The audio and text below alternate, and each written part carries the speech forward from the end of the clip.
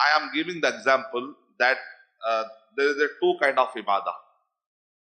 One ibadah is related to ibadat-e mahda, and other kind of ibadah called as ibadat-e ghair mahda.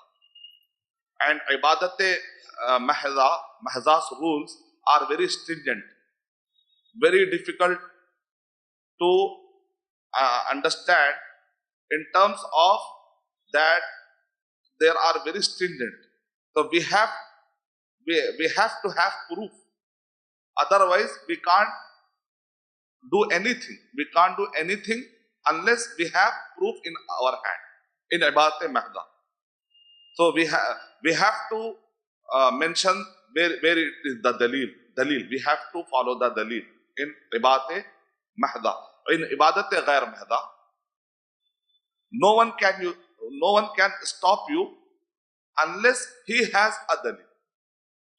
So if anybody wants to stop us, he has to produce the proof in ibadat ghair mahda. In ibadat mahda, anybody wants to follow the particular type of ibadah, he has to produce the proof. That is the sense of earlier my talk.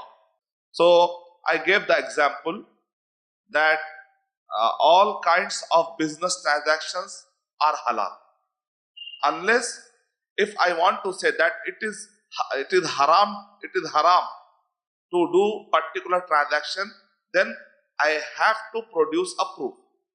Otherwise, it is not allowed for me to say like that in business transaction.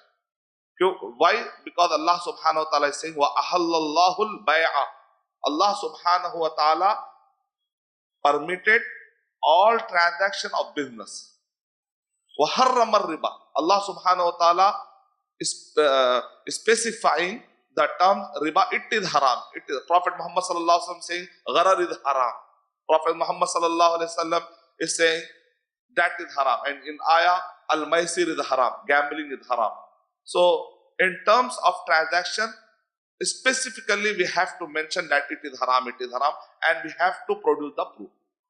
That is the broad way to understand the department of business transaction.